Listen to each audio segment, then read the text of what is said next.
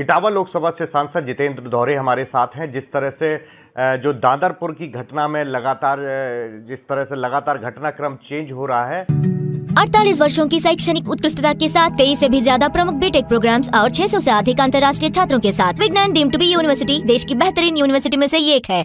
हम इनसे ही जानते हैं जो जिस तरह पुलिस ने बाकायदा कल जिस तरह की घटना हुई थी जिसमें अहीर रेजिमेंट की तरफ से जो लोग गए थे वहां पर उनकी गिरफ्तारी भी हुई है, वहीं जो पहले भी जिस पर आरोप लगे थे उनकी गिरफ्तारी हो चुकी है। किस तरह से सांसद जितेंद्र दौरे देखते हैं, हम सांसद जितेंद्र दौरे जी से जानते हैं। जितेंद्र जी, जिस तरह से लगातार ये पूरा घटनाक्रम चल रहा है, किस तरह से आप देख रहे हैं? ये बकेवत थाने में जो ग्राम दादरपुर में जो संडे के दिन की घटना है, ये जो कथा बाँचने आए थे, एक मुकुट सिंह यादव हैं, एक संत कुमार जी हैं और एक कठेरिया समाज से थे जो नेत्रहीन हैं, ढोलक पाजक हैं। तो ये तीनों लोग गए, इन लोगों ने पहले बुलाया कथा करवाने के लिए। तो फिर वहाँ पर ये आए, खाना आना खिलाया। उसके बाद जाति पूछी कि आप किस समाज से हैं, तो उन्होंने बताया मैं यादव समाज से हूँ। उन्होंने बताया मैं कठेरिया समाज से है। तो ये जातिवाद पूछना ये तो सांप्रदायिक खिलाफ है, ये जात को बढ़ावा देना ये गलत है, इसके हम खिलाफ हैं। जो भी पढ़ता है वो निखरता है, जो भी उस बारे में जानता है तो वो चाहे कथा हो, चाहे शिक्षा हो, चाहे कोई भी हो, वो उसमें आगे बढ़ता है और काम करता है। इस तरह की ये तो निंदनीय घटना है। अब वहाँ गए, जाति पूछ के उनको मारा पीटा है, उनका सिर मुड़वाया, उनको बहुत, एक तो सबसे बड़ी शर्मनाक ये बात सामने आई है कि किसी महिला का मूत्र उस पर छिड़का गया कि आप शुद्ध हो जाओगे। तो ये तो बहुत ही निंदनीय घटना है। इस तरह की घटना पूरे उसमें जा कर के ये बहुत ही जनता में रोष व्याप्त हुआ। और जो कल लोग जो पहुँचे हैं दादरपुर में, तो ये समाजवादी पार्टी के लोग नहीं थे। समाजवादी पार्टी का कोई पदाधिकारी नहीं था, ना कोई हमारे संगठन के लोग थे। अब ये अलग से कहीं से आए हैं तो उनको शांति बनाए रखना चाहिए था, उद्यम नहीं किया। लेकिन पुलिस वालों ने उनको मारा पीटा और कुछ लोगों को पता चला है थाने में बंद भी किया है 24-25 लोगों को। तो उनको छोड़ देना चाहिए, अब ज़्यादा बवाल नहीं बनाना चाहिए। पुलिस प्रशासन ने कार्रवाई की है, ठीक है, लेकिन कार्रवाई के बाद अब कोई ऐसी बात नहीं है, ज़्यादा बवाल नहीं होना चाहिए।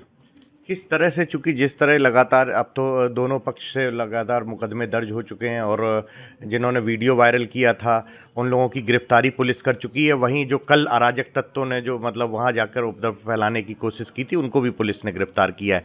तो अब आप लोग चूंकि क्षेत्रीय आपके लोकसभा क्षेत्र की जनता है और आप वहाँ ब्लॉक प्रमुख भी, आपकी ब्लॉक प्रमुख ही रही है, तो किस तरह से आप उसको अब चाहते हैं कि चीज़ें हों? देखिए, जो कल हुआ है उसको नहीं होना चाहिए था। और अगर कुछ गलती की है लड़कों ने तो पुलिस ने पकड़ा है, कानूनी कार्रवाई पुलिस कर रही है। लेकिन वहाँ के कुछ लोग जो क्षमता मूलक लोग हैं जी, उनको इस तरह से भाषा नहीं बोलनी चाहिए। अब वहाँ के लोग दबाव बना रहे हैं। अब वो बीजेपी के लोग, मैंने ये देखा, बीजेपी के लोग वहाँ पे दबाव बना के उन लोगों पे होकर के इन पे भी मुकदमा लिखवाया। तो ये तो झूठा है। जिनके घर में घटना हुई, अजय आज़ाद घूम रहा है, तो वो आज़ाद घूम रहा है, ये भी तो गलत है, उनको पकड़ना चाहिए। और उस महिला को भी पकड़ना चाहिए था, जिस महिला ने इस तरह का कृत्य किया है उसको भी पकड़ना चाहिए। उनका जो घर का मुखिया है, जो मेन आदमी है, उनको नहीं पकड़ा। तरह तरह के वो बयानबाजी कर रहे हैं बीजेपी के दबाव में आकर के। तो मैं जिस तरह से घटना आ रही है कि एक टीचर भी है, कोई विडो है जो वो भी कहीं जाती है यादवों के गांव में, उसको चोटी काटने की बात उसको धमका रहे हैं और ये कर रहे हैं। उसमें कई लोग हैं, मुझे पता चला उसमें कई लोग हैं, कई उस समाज से हैं जो इस तरह की घटना को अंजाम दिया। वहाँ आसपास के कुछ प्रधान भी हैं। पुलिस ने असली लोगों को तो अभी तक पकड़ा ही नहीं है। अभी तक असली लोगों को अभी तक पकड़ा ही नहीं है। ये अन्य लोगों को पकड़ा है, ये भी शामिल थे, लेकिन जो मेन रूप धारा थी उनको नहीं अभी तक पकड़ा। उनको पकड़ना चाहिए पुलिस को। और तो आपने इस संबंध में एसएसपी से बात की है? एसएसपी से मैंने बात की और जिलाधिकारी से भी इस मामले में बात हुई है। तो इसको ज़्यादा तूल नहीं देना चाहिए। हम लोग समाजवादी पार्टी के लोग इसको ज़्यादा कहीं नहीं किसी से ना बुला रहे ना कुछ कह रहे हैं, लेकिन अब बीजेपी के लोग उस पर राजनीति करने का काम कर रहे हैं। तो इस पूरे प्रकरण का कैसे पटाक्षेप हो सकता है, कैसे खत्म हो सकता है, किस तरह से, चूंकि आप सांसद होके आपकी क्या पहल रहेगी? देखिए, समाजवादी पार्टी के लोग मैं सांसद होने के नाते हम तो ये चाहते हैं कि शांति व्यवस्था बनी रहे, इसको राजनीति का तूल ना दिया जाए।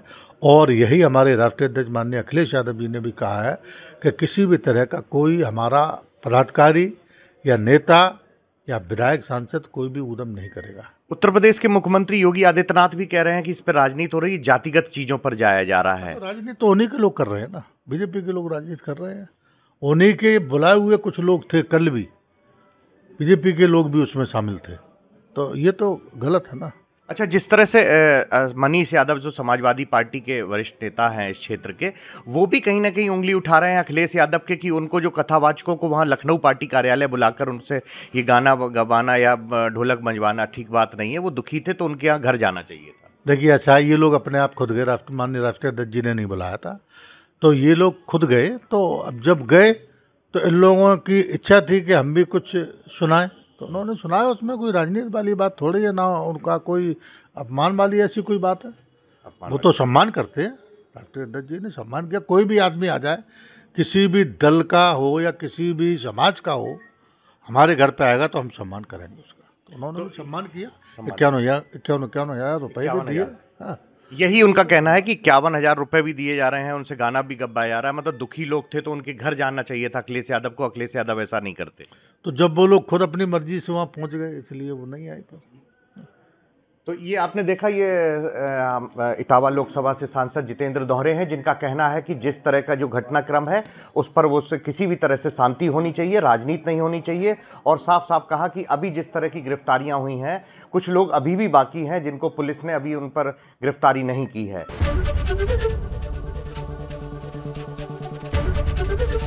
एबीपी गंगा, खबर आपकी, जुबान आपकी।